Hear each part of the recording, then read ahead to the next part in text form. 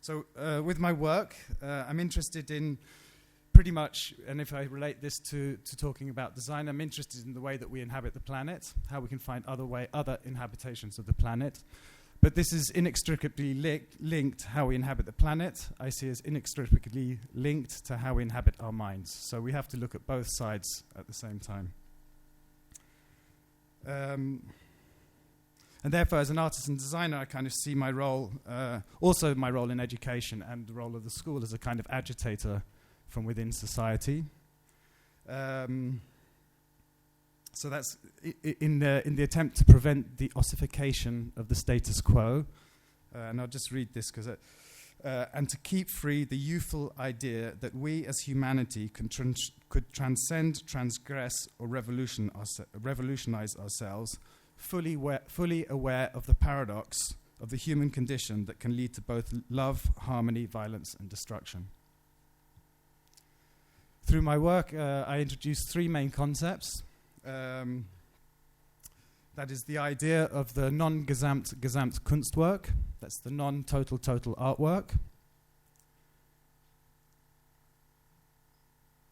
The idea of the everytopia, a way of uncomplexing uncomplexing the modern, dealing with the here, now, and easily available, and the concept of constant humor. How is that possible? They laugh. A way to avoid dogma, he giggles in reply. The goal is the transformation of reality, the vivid blue, every color inhabitations of the planet, and a multitude of happy endings. This is meant both seriously and as a joke. So I will embrace both the idea of success and failure. So let's get naked. Let's start at the beginning. In fact, let's start at two beginnings. The beginning of life, when some chemical reaction became autonomous, and we first were capable, and when it was first capable to reproduce these chemical components, and the second beginning when mankind became first conscious of mortality. The first beginning is probably the spring of our curiosity, and therefore we want to know why, and that is probably a very enjoyable Ouroboros. The second beginning, that of the conscious of mortality, presented first man immediately with a conflicting trilogy of fear, guilt, and joy of death. Fear of death because of fear of being eaten by the animal, because at this time the only thing that caused death was basically the beast that would eat you. So it's sitting in the dark night, trying not to get eaten. And then guilt, because actually the same animal we would kill to eat for nourishment, but all of the first cults were in relationship to the animal, especially to the bear. So at the moment that we were killing the animal that we saw as more divine than ourselves, we also had a guilt complex on top of that. And then finally joy, because by killing you became in charge of death. So you have fear, guilt, and joy as this very contradictory set of emotions, and how to deal with that. So I kind of hypothesized first man's reaction to this contradictory set of emotions through the creation of tools, which we could say as design, and the creation of representation, which we could say as art. With tools, it could be said that the picking up of the first bone as a tool and realizing that it could be used for another function than what it was made for is the beginning of the idea of slavery. So maybe design is a crime. But it's also, maybe also our hands are a crime. But this is what gave us power over nature. This was the way that we could move forward. And then we could see the first art as a way to process the conflict of this consciousness of mortality. So the representation of all the first cave paintings were animals, and they barely drew human beings, just animals that they would kill and revere and hunt. So it's kind of a way to process things. At the same, it was probably there was also kind of various and perhaps wrong attempts to get back to divinity. So art has this kind of function of bringing us back to trying to get back to divinity, and this can also be seen through the archaic festival, through recreational sex and other methods of getting high. But it could also be said that this same energy, paradoxically, is the energy that brings us to violence and destruction and war. So perhaps the history of mankind is that of dealing with the contradictory trilogy of emotions to mortality, this search to get back to the divine, which is perhaps unattainable in the way that we look for it, everything tempered perhaps by a fortunate, innate curiosity. As we passed through the ages, our societies became larger and more organized, and our tools became harder. Hunter-gatherer, agricultural revolution, industrial revolution, Stone Age, Bronze Age, Iron Age. And art and the search for divine became monopolized to the service of organized religion. Doesn't the creation of the supreme being take us further from divinity by creating the other? And there is to mention the Greeks for many things. Firstly, for Sisyphus and his myth, who tricked and locked up Hades so that nobody could die, and as a punishment by the gods was banished to forever pushing a rock up a hill for it to return every day to the bottom. It is not only to consider him content in his punishment, a la Albert Camus, but to consider him possibly as the greatest rock and roller of all time. And secondly, for informing the Greeks, for informing the Enlightenment, whose logos gave us the revolution in science, leading to penicillin, industrial revolution, and advanced capitalism, and eventually in society leading to the French Revolution, the dissipation of hierarchical hegemony of religion, and the paving stones towards a communism that didn't only collapse but never arrived. It could be said that the French Revolution marked the change of art as the celebration of the status quo, of the monarchy and the church, to showing the corpses of what we didn't want to exist. From showing success to showing failure. I give the example of the painting The Raft of the Medusa, and also of Stalin, who permanently displayed Lenin's body just to show that his dogma was finished, that this was a way of saying, okay, this doesn't exist. You see the dead body, it's not anymore going to be like this.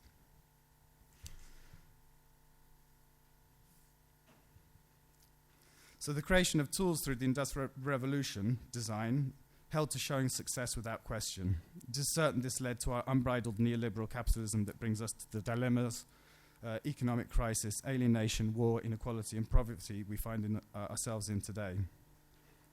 For me, I'm interested in a way forward towards a social that gives the freedom to the individual through the understanding of our basic life contradictions, which is this fear, guilt, joy of death, which today probably manifests itself in much more symbolic ways. And by embracing success and failure, even if it is almost a schizophrenic position. This could be the new awareness. So I have the slide here actually is a record cover for an album that I'm just coming out with, which is the first annual report of the New Dirty Enterprises. So this is just one of the possible covers, and it will be published by the propaganda wing, which is called Belly of the Beast. And I start at the beginning of some of my works, which I actually did with students at various different universities around Europe, which was called Colour Party. And basically the Colour Party started off with a table with lots of different colours, and each colour was assigned a psychological attribute, and we invented different topias, different realities from the mixture of these colours. So an equal amount of all the colours by price was communism. Equal amount by quantity was communism, and equal amount by cost was capitalism. And then we started to mix and make our own realities. So there was one which was, I think we had Nazi brown and Barbie pink, and that became Strangelove and all kind of possibilities. So, and then we had all the same colours in the middle of the room. It was something like 300 litres.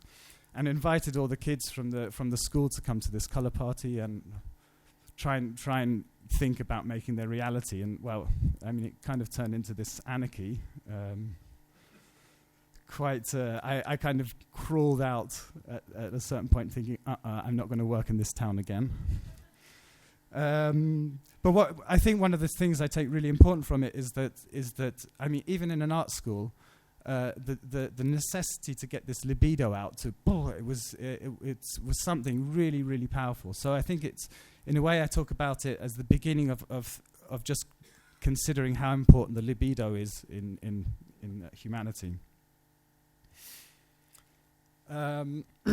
This is a diagram of my work up until a certain point, which is actually presented at the Villenoy. So it's at the beginning, starting from the source. So like we talked about cosmic jelly, it's probably starting at the source. I can find lots of different metaphors for the same thing. It's probably inside there. And the work kind of goes along. I think I won't explain it here, but the main 3 steps at this moment or 4 steps was scum, the living system, amateur, and the amateur going into the world. So I'll briefly explain this because this is old work. So I started at the beginning creating all of these installations in sprayed polyurethane foam. And I used the terminology scum because it's coming from the Latin scuma, meaning foaming or bubbling, but giving the negative in the English. And I basically wanted to create a design which had no connection to anything, like not to society, not to morals, taste, nothing at all. And just a place to kind of be in this kind of existential swamp of life. And I did quite a lot of installations with all this. This was a really big one, and there were smashed up cars, broken down trees. I sprayed everything together and made them into places to hang out. So I did that probably for like 2 or 3 years, lots of different installations in this way. And at a certain moment I was like, okay, maybe I'm going to get depressed with this because I'm always in this really dark kind of nihilistic place. And so I found a way to finish it and to move on to what was anyway just a very modest exhibition, but was the next step forward was instead of the relationship to nothing or to itself, so we could call this as a kind of design in itself or just a being in itself, was the first relationship, which is the relationship of yourself to the outside world. So I created this installation at the Vitra Design Museum, which was called Living Systems. And essentially, you have the whole system here. You have the factory table is the factory. The raw materials are the plants and the sand. So the plants were potatoes, and I managed to synthesize this plastic to produce this furniture that I could live with. And so basically, I could do everything for myself in this place. I mean, I was growing my potatoes to eat, my potatoes to make my furniture, etc., etc. I related the project very much to Henry David Thoreau's Walden, which is one of the seminal anarchist books, if you like, where he describes basically what is essential for life. And originally the idea of this installation was that I would actually live and work in the space and create the whole thing as it went on. That became impossible, so it ended up as this very kind of clean, representational exhibition. Plus, on top of that, like the making of this potato plastic was a nightmare, and we were burning ourselves all the time. And actually, maybe the chair you could just manage to sit on. It's not in the picture here, but the bed is like basically impossible. You can't touch it; it'll break. So this stuff was like a total failure. But like who needs something to sit on? It's fine. We can really sit on the floor. So what I actually say is from the experience is it's really not about the pieces. Like this guy went to find something, this living systems man went to find something and discovered actually, yes, it was the process of doing things and of making things that was much more important, the use of the libido, if you like, libidinal production. And this gave the trigger for the next work, which was where I started to consider the society in general and what would be a society if we would leave out, even if artificially, the capitalism side. And I started to talk about what would be an amateur society. An amateur meaning not the unprofessional, but to the Latin root meaning lover or appassionato. So this started with this installation at the MAC in Vienna, which was called The First Supper. Everything was produced in 5 days, or was produced. A dinner happened to discuss what this would be, except nobody knew what it would be discussed, which was the point to keep a kind of confusion, and deproduced at the end of the day, all remelted back down. So in 5 days, the whole thing happened. It's split up. I'd say the kitchen is kind of the production, the table is the consumption, and everything dotted around are basically the tools for the production. And the pumpkins were to make the soup and to be temporary seats.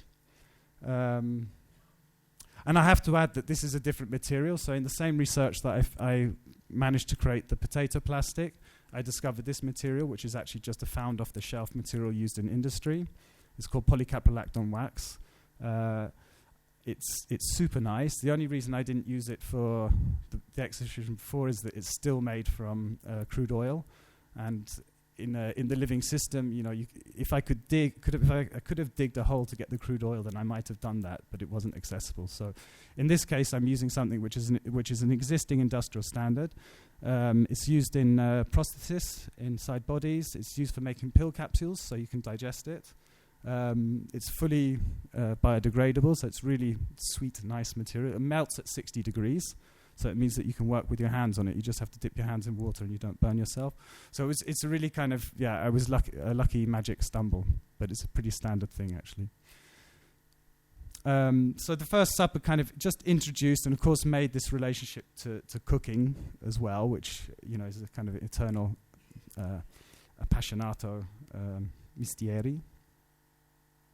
And from this, it went from the first supper. It was the next project, which was produced from this, was melted down, was to start to bring out a little bit more of a manifest of what the amateur society could be. So I created this from the remelted stuff, adding a bit of black.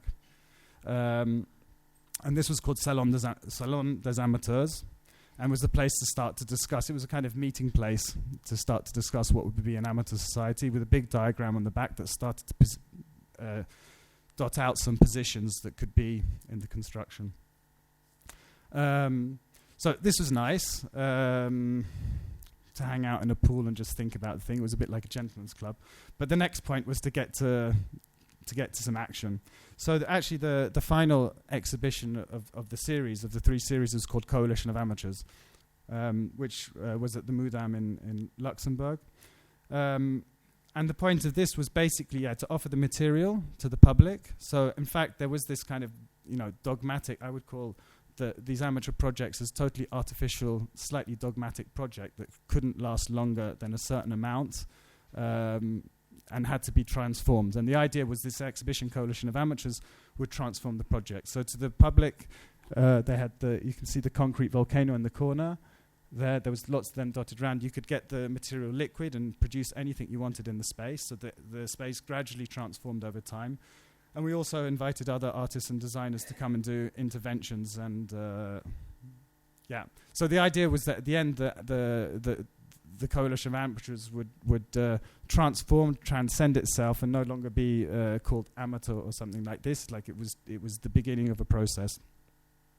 That was more difficult than it sounds, actually, which is a very difficult thing with kind of participatory work.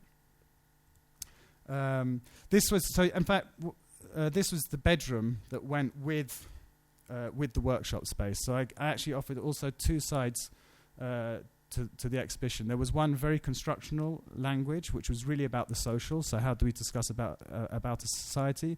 And this bedroom, which was called erotic production, which was really just getting the hot wax and just splatting it over, like really orgasmic production. And I think it was really important to offer 2 sides, like here, the totally individual, and the other part really where it's starting to talk about the social.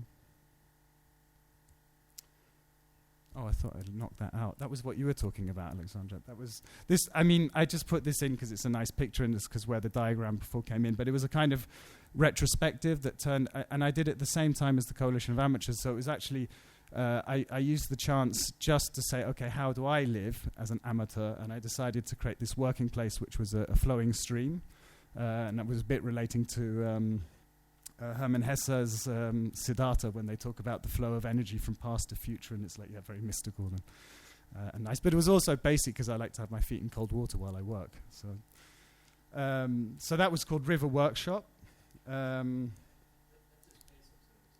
That's exactly, yeah. So I basically just made a swimming pool out of the swimming pool. It was a perfect adaptation. And the other space was the play space, and this was actually originally squash court. So I basically created this place, which was our play place. It was called Jeu de Pomme, which was where the French Revolution started, of course. And in this case, I mean, instead of like the Burgermeister going into the middle of the Jeu de Paume and saying, okay, let's fight against the king, I made this central space where you could discuss with the wax, so anybody could come in with a stick and splatter it around the walls or on each other or however they wanted. So in this case, I was kind of saying, yeah, the revolution is actually like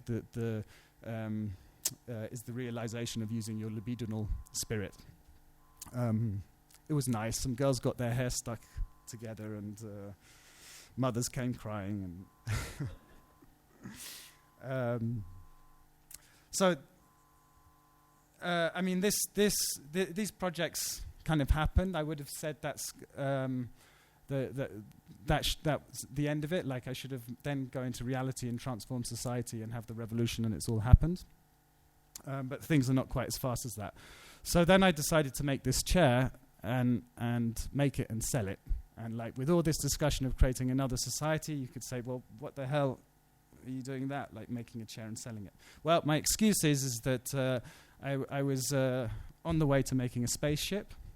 And I needed fuel for that spaceship. So this is fuel for the spaceship. And the spaceship was basically an idea of what a school could be. So that was the step to take these what I call very artificial exhibitions, because they only live in thanks to a cultural institution. And the real goal is to get out of there. It's always very difficult, but that's the goal. So there you can see my little diagram with the spaceship. So yeah, these stars, that's the great place to go and learn. And so yeah, I mean, so that kind of comes to the dirty art department. First of all, we with a group of colleagues, we got ourselves together and we called ourselves Nuclear Banana. And we did a workshop at the Vitra design workshops to kind of get that going. And we decided to, I don't know if anybody knows these mega blobs. It's like huge inflatable things, and there's a tall tower. One person sits on the end of the inflatable and another one on the tower, and they jump off and hits the inflatable, and boom, the person shoots off up into the sky. So we made one of these from like found materials, and we were like super excited. Yeah, we're going to get people into space. Just finished it like by midnight on the last night, jumped onto it, and the thing like burst and ripped, and we just sank into the water. So it was like, oh damn, it's not so easy to get this school going. So basically, yeah, 4 years ago, then a bit more than 4 years ago, then Jürgen, that became director of Sandberg General, sent me an SMS saying, would you like to take over a department? I was like, yeah, actually, I've got a project. As long as we can do that, that's great. And he said, okay, great. So it kind of went off. So now it's 4 years. We've finished 4 years, so we're into our 5th year. We've had 3 years of graduates and quite a lot of excitement. This was the poster from 2 years ago. Actually, the subcaption to this is that the Hubble telescope found out that the universe started with a Big Bang something like 22 million years ago. So there's the Big Bang. But also, actually, any space is the place is something that as a method to teaching, because we basically have people mainly coming from design and art background. Then it starts to be people from outside. One of our main points is that we say it's possible to have a practice which is separate to medium and to discipline. And when you get the core of that practice, you can actually position yourself where you want. And therefore, once you get somewhere, then any space is the place. So you can be a photographer, a street cleaner, an artist, a pizza maker, and still bring your practice towards these things. That's just a clip of the website, so if people want to see it, they can. And one of the very important projects we did together, well, it was now a year and a half ago, but like we're not as rich as you guys, and we don't have as much beautiful spaces, and we needed more space. So and it kind of got together. Also, students didn't have anywhere to sleep because Amsterdam's so expensive. So we decided that we were going to get ourselves a building. So this is actually my arm, and that's the telephone number of a lawyer. Amsterdam, because we couldn't take our mobile phones with us or anything like that. We went early in the morning, and that's opening the lock. And that's the tools you need for it. And that's the police coming. And that's us, very happy that we didn't get thrown out immediately. And yeah, you see this like really cheesy sign, students making space for art, like, ugh. But in fact, like we knew we had to be first level. Like we dressed up shiny and colourful. We needed a space. We wanted the police to act very nice to us. So we used what we needed to get what we wanted. Let's say in this case. This building actually, this was 600 square meters. It was really great. You could drive a car around inside. And when the police came, they actually said, there was also next to the water, and the police came and said, oh, it's nice, you could have a boat here. So they were quite, but we got kicked out 2 weeks afterwards, and then another 2 weeks after that, we took another building, which we ended up having for a year and a half. And this we basically did all of our lectures, workshops. Students had place to sleep. We had a working area. We even had a discotheque, which was called Club Babylon, so we could hold big parties. And I mean, I think the last party they made was 2,000 people, and they made money from it. So they weren't paying rent. They're making their economy. One of the graduation projects last year was both a gallery and a parody of a gallery called Deborah Bowman. They did 6 or 7 different openings in 1 year of the gallery with totally new collections, with collaborations with other people. Rainier, one of the students, produced the whole autonomous system for heating, electricity, and water, everything that could be moved in and out. So really projects happened. It made a huge difference to have this space, and now we don't. Now we got kicked out, unfortunately, and we're discussing what to do next. The building got demolished, but it was a good trip for that time. And I guess I just use this as one example, because I would say, like, yeah, if this is an applied art project, basically. The second action we did was actually much more orchestrated. It was a street festival for the marriage of a cat and dog, and much more colourful signs and things like this. And the policeman that came was so very nice. So, okay. Oops, sorry.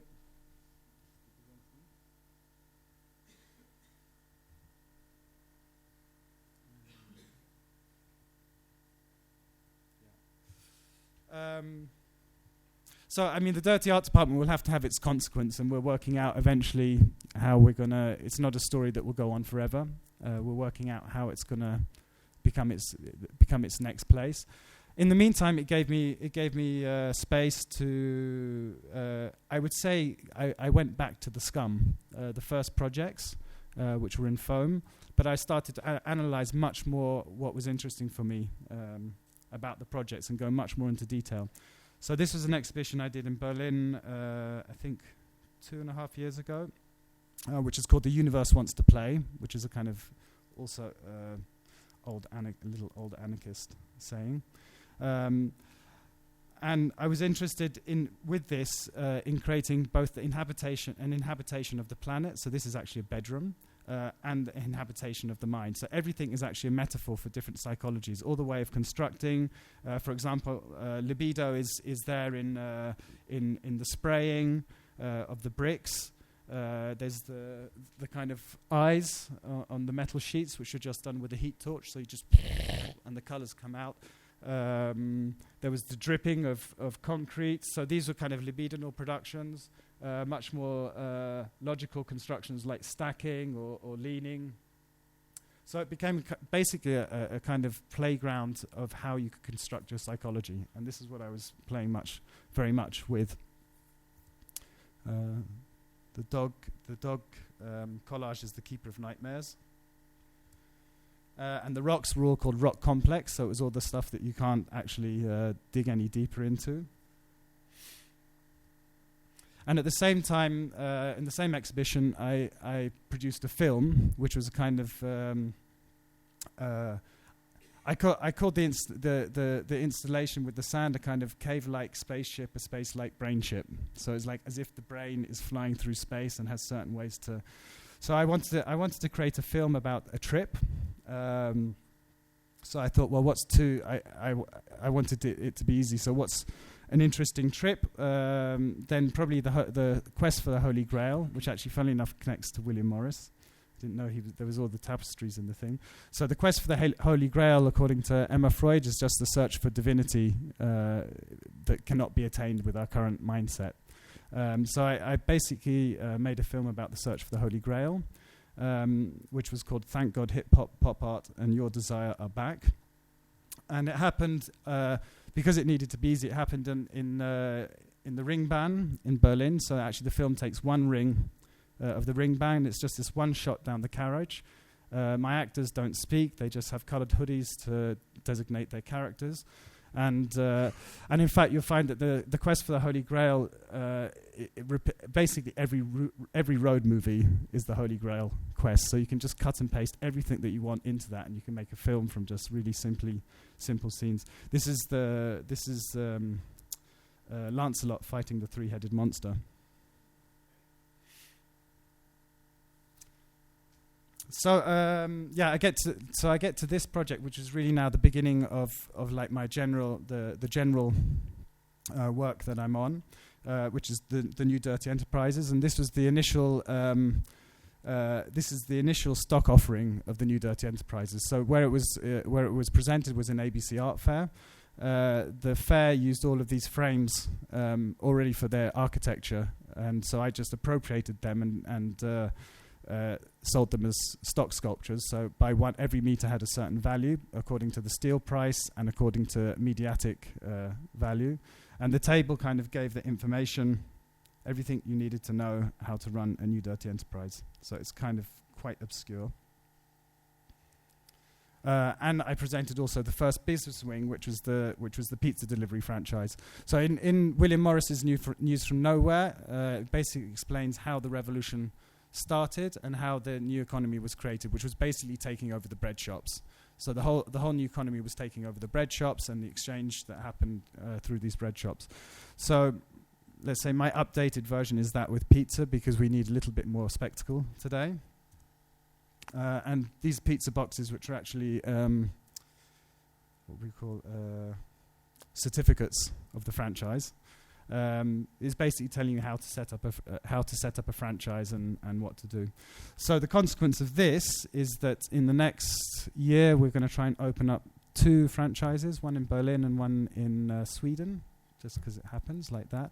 And we're going to make each one will be its own association, and we will work with the immigrant and refugees that need to create an economy. So we intend really to have these as functioning things, and at the same time we get to kind of design the space as a sculpture to allow something to happen.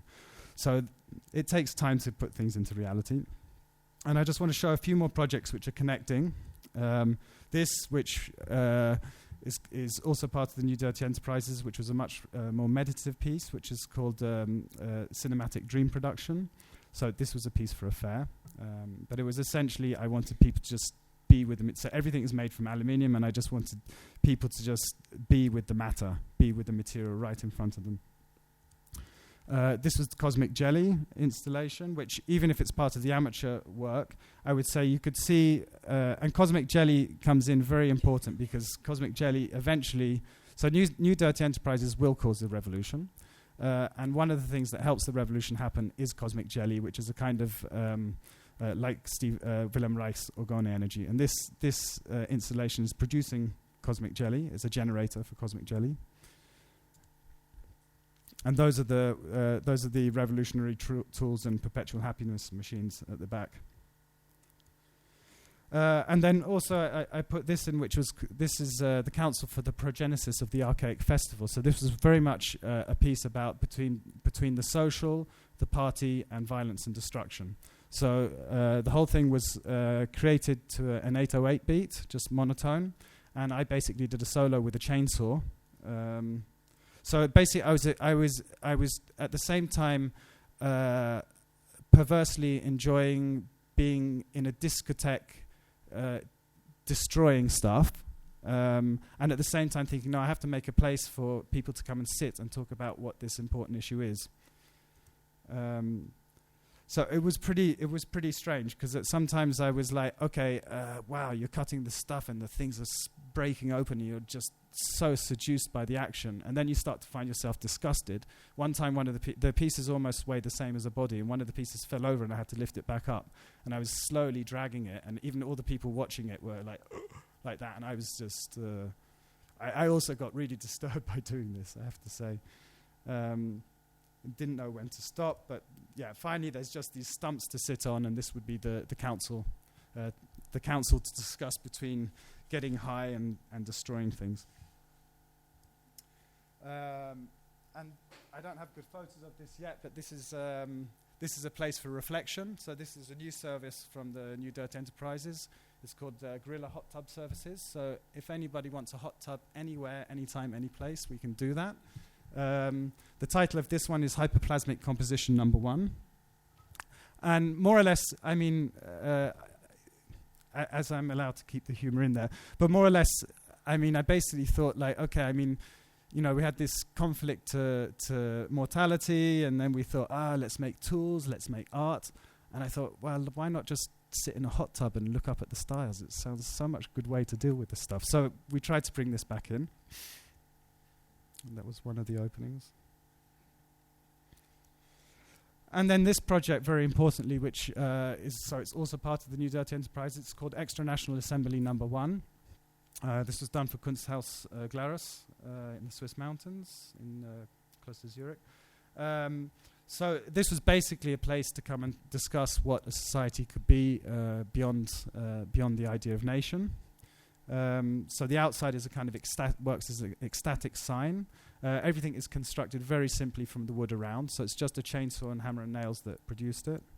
And then the inside is a kind of what I called a place to disorientate, to give or another orientation to like help take away the conditions. And then we actually organized as much as we could. We did a whole weekend of talks in there with philosophers and sociologists and artists, etc. And we have a very big transcription of this, which we'll be publishing soon. And it was really interesting what came out. So that's what the New Dirty Enterprises got up to so far. This was a concert to present the first couple of years' findings of the New Dirty Enterprise. So it's called the first annual report. So it was a whole report on the New Dirty Enterprises given musical form. This is the record that's coming out. I don't know if the music is good. And these are sketches for some of the covers. So there's the first one, which is End National Frontiers. There's Global Equality of Human Rights. There'll be Global Minimum Wage, and there'll be this guy, Evil Comedy, who's a very important character coming up for my work, and then basically to explain, that at the moment the goal is towards making a film, which will be called Osimani Rana, which means more or less bare hand frog, which maybe another time I'll explain that. But it's a planet where it's a place where the New Dirty Enterprise already caused the revolution. So the revolution has happened, and it will explain how the revolution happened, what was necessary to do it. But there will also be some moment, because the cosmic jelly comes in, and we're not sure if the cosmic jelly is real or a fake. And there's these guys, Evil Comedy, that come in and cause a lot of trouble. So this is like the work that's going on. But the point was actually of the film is actually not to create a narrative, but actually to create a user manual for all of the sets and props that I'm making, with a couple of warnings about what can happen if you use them in certain ways. So that will be some time. And then the idea at the end of the film is to produce, or once the film is produced, is to produce more extra national assemblies that will pop up at the same time, and to make a service that will rent out all the props to create the revolution. So this is the slow process. And that's a little sketch of the belly of the beast. Do I still have time then to do the performance piece? How are we? Yeah? Okay, I'm sorry if I'm going. Okay, thank you. That's the first part. So this is a sketch of the belly of the beast.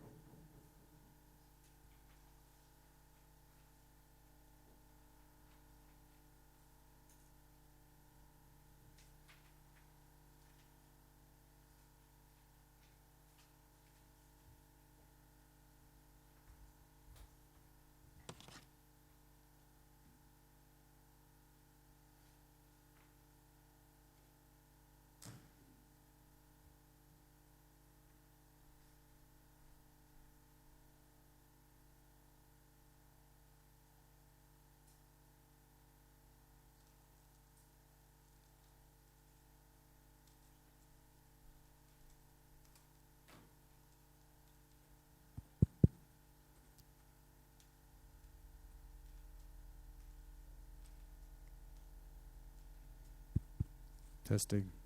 Can you hear me? Good.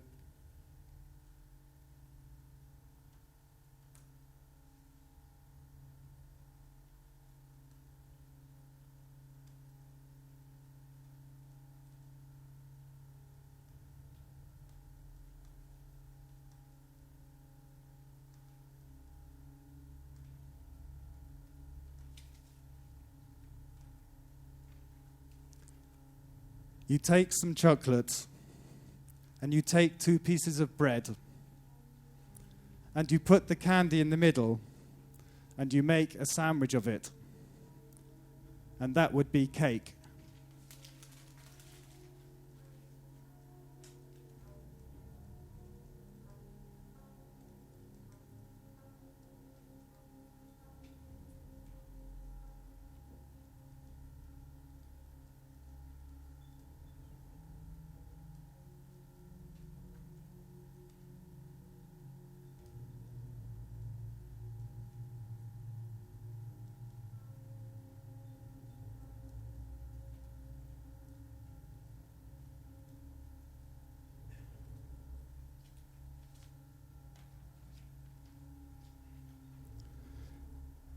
Understanding is the defining characteristic of humanity.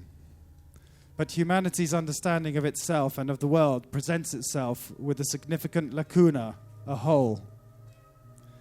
In principle, no one perceives this lacuna. Yet the world is disappointing on this matter. The world is a trap for man. Man himself is a trap for man. The difficulty in conceiving this lacuna demonstrates the extent to which it is disturbing. At the very heart of existence, we find a chaos, a gaping void perhaps, which conceals a chaotic delirium. We find art and we find poetry and we find a multitude of religions. Yet no one knows what art is, or poetry for that matter.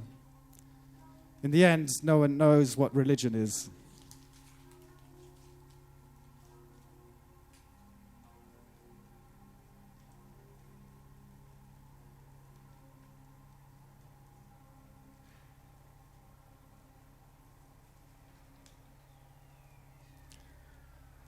They trap rats and bats and dogs and cats and birds and eat them.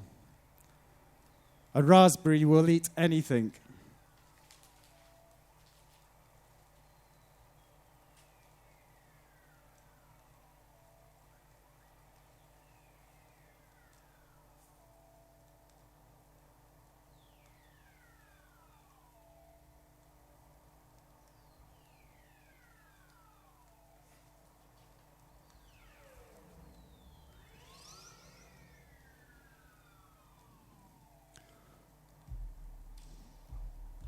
All fixed, fast-frozen relations, with their train of ancient and venerable prejudices and opinions, are swept away.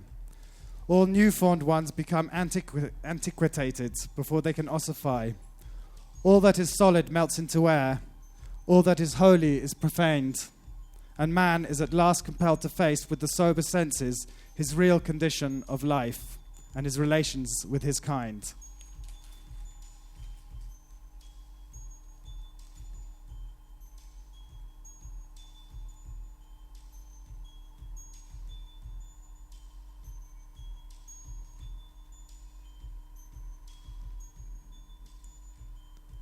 We used to fuss when the landlord dissed us. No heat, wonder why Christmas missed us. Birthdays was the worst days. Now we sip champagne that we say Thursday. Damn right, I like the life I live, 'cause I went from negative to positive.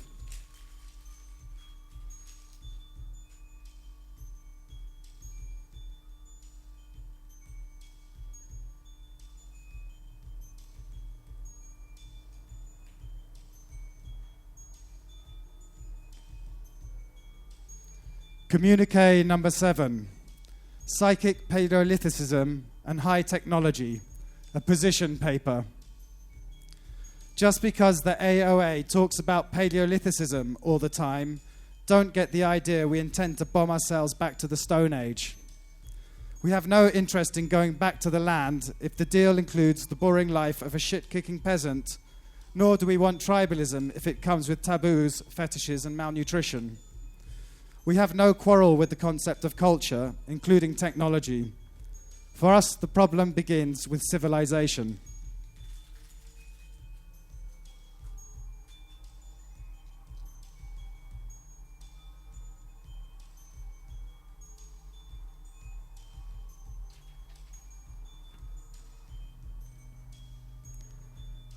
I'm Loppy the Lamb from the heart of the Shire. My texture's too coarse for your fashion attire. So soon I'll be bound for the abattoir slab, slaughtered and frozen for doner kebab.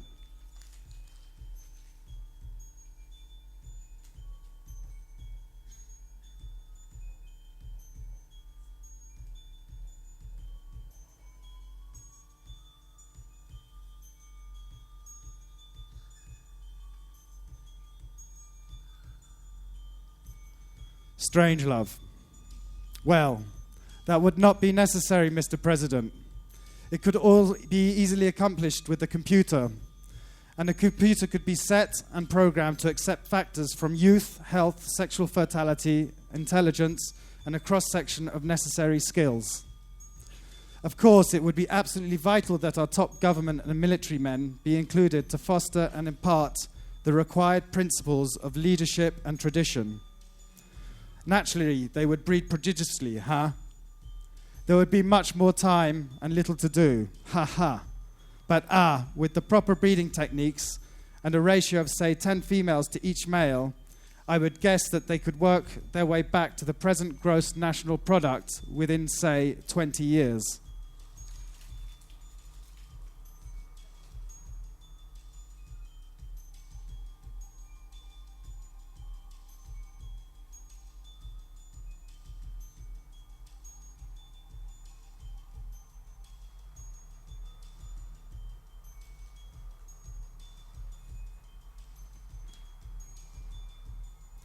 I heartily accept the motto that that government is best which governs least, and I should like to see it acted up to more rapidly and systematically.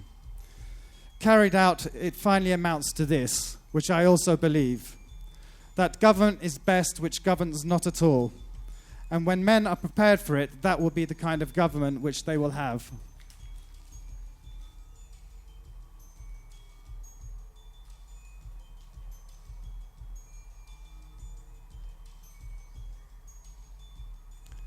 Ja. Nay. Ja. Nay.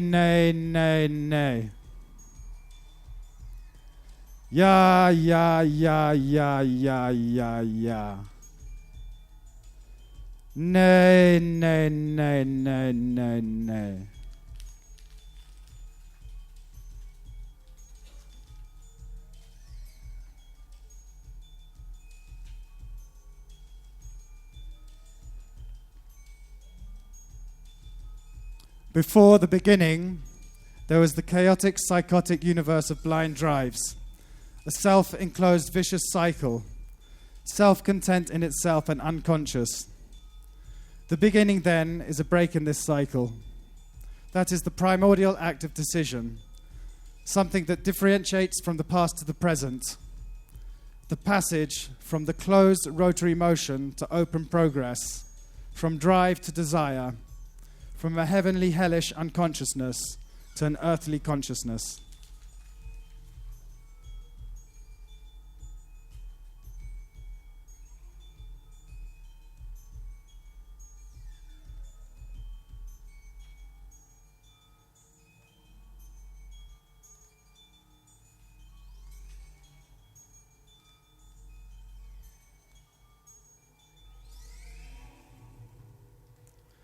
By way of walking among the areas of the uncertain due to a certain mistrust, by way of conversing with metaphor and utopia to understanding something more, and by keeping out of the way, certainly due to an innate calmness, we now find we have gained some experiences.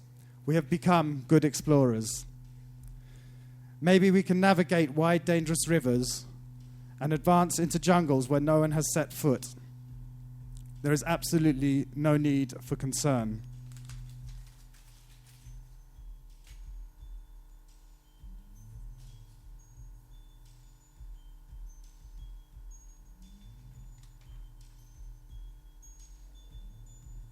I saw the best minds of my generation destroyed by madness, starving, hysterical, naked, dragging themselves through the Negro streets at dawn looking for an angry fix.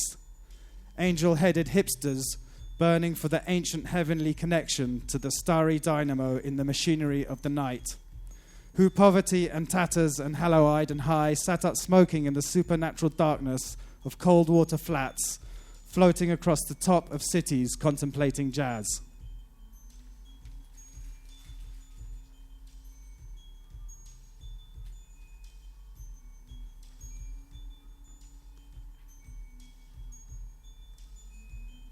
Human existence is only possible with an animal existence as its basis.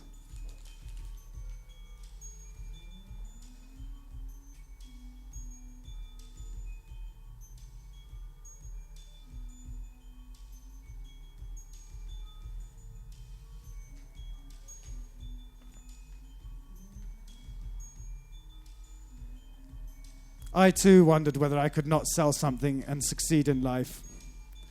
For some time I had been no good at anything. I am 40 years old. Finally, the idea of inventing something insincere crossed my mind, and I set to work straight away.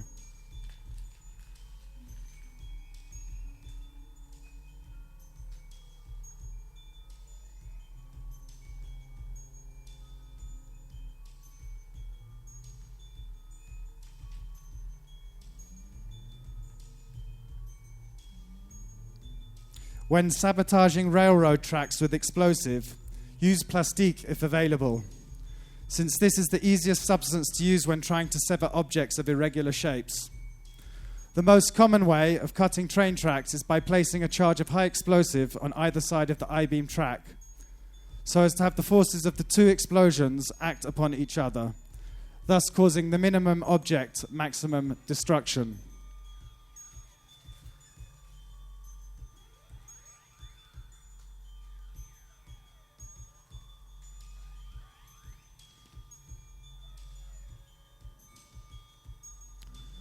Fumsbo wata za u. Pogif quie u. Dulribo. Dulribo fumsbo. Ribibo fumsbo wo. Bibo fumsbo wo ta. Bo fumsbo wo ta za. Fumsbo wo ta za u.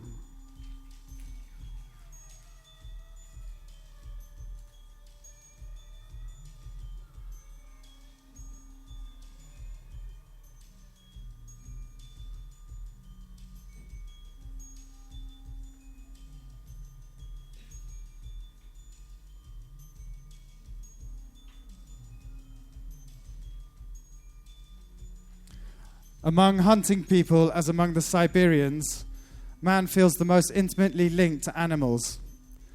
Between the human species and the animal species, domination would have been unfathomable. They were essentially indistinguishable from one another. The hunter sees the animal at very minimum his equal. He sees it hunt like him for nourishment. Like man, the beast possesses one or several souls and one language. The bear could speak if he wanted, but prefers not to. This silence is seen as the proof of the bear's superiority over man. Wild animals are like man, only more godlike, say the Navajo.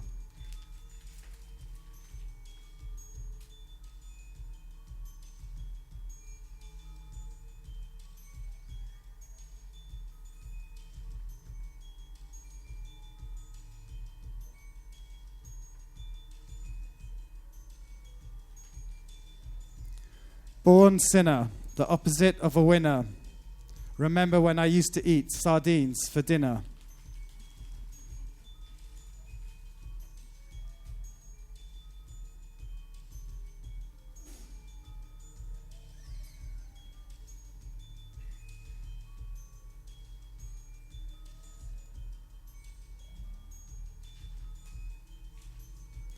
This had to do with the Republic of China's closing its embassy in Washington. The miniaturization of human beings in China had progressed so far that at this point that their ambassador was only 6 centimeters tall. His farewell was polite and friendly. He said his country was severing relations simply because there was no longer anything going on in the United States which was of interest to the Chinese since Eminem's third album. He dematerialized and returned to China.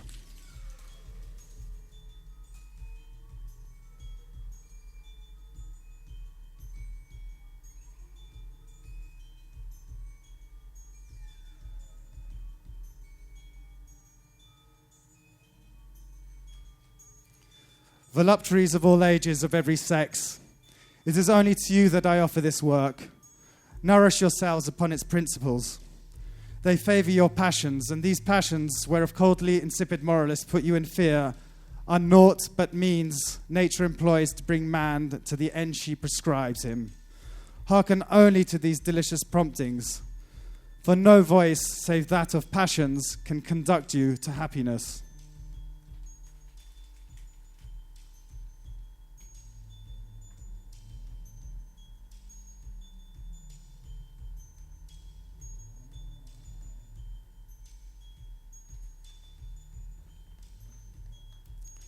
First things first, man, you're fucking with the worst. I'll be sticking pins in your head like a fucking nurse. I'll attack any nigger who's slacking his Mac. Come fully packed with a fat, rugged stack. Shame on you when you step through too, the old dirty bastard straight from Brooklyn Zoo. I'll be damned if I let any man come to my center. You enter the winter, straight up and down that shitback jam. You can't slam, don't let me feel fool on him, man.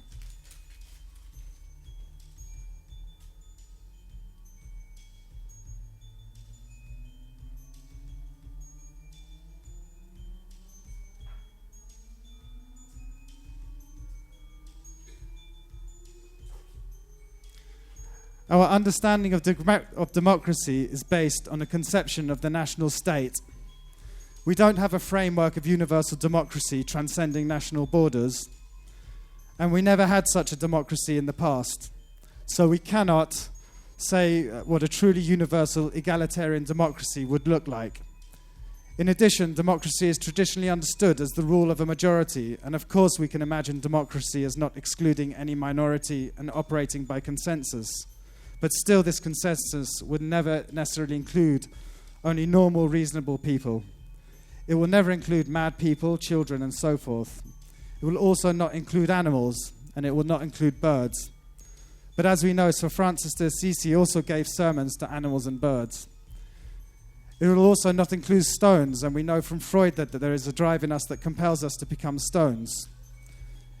It will also not include machines, even if many artists and theorists want to become machines.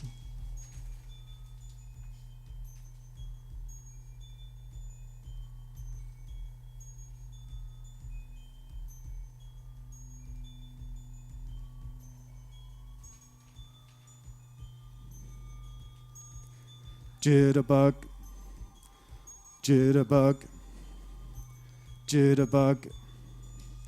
Jitterbug, you put the boom boom into my heart. You send my soul sky high when your loving starts. Jitterbug into my brain, goes a bang bang bang till my feet do the same.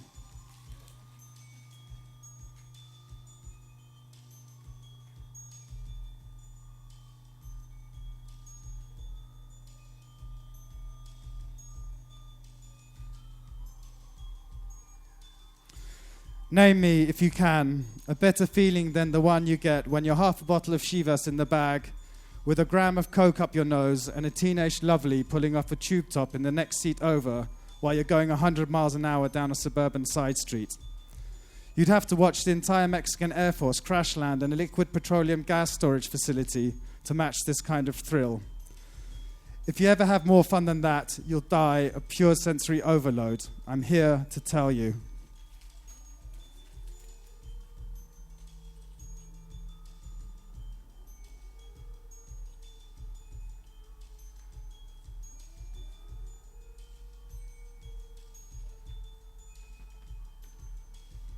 Scene 1. White with black, walls white, floor black. Two futurist strongmen ripped the curtain. The first, all's well that begins well and ends. The second, there will be no end. We astound the universe.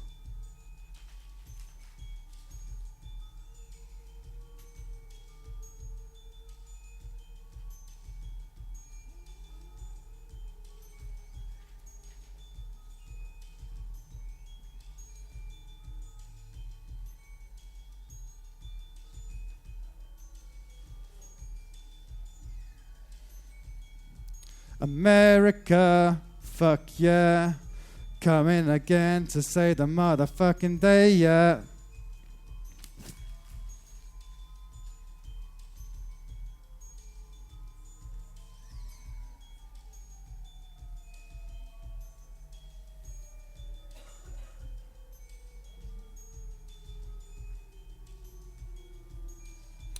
Rufus, why have you set fire to Granny? Father began to scold. But turning towards my brother, he saw that Rufus was also enveloped in flames. And so was my father and my mother too. And we were all burning in the fire. Or rather, we weren't burning, we were immersed in it as in a dazzling forest. The flames shot high over the whole surface of the planet, a fiery air in which we could run and float and fly, and we were gripped by a kind of new joy. The sun's radiations were burning the envelopes of the planets, made of helium and hydrogen. In the sky where our uncles and aunts were, fiery globes spun, dragging after them long beards of gold and turquoise, as a comet drags its tail. The darkness came back. By now we were sure that everything could possibly go wrong. That's going wrong.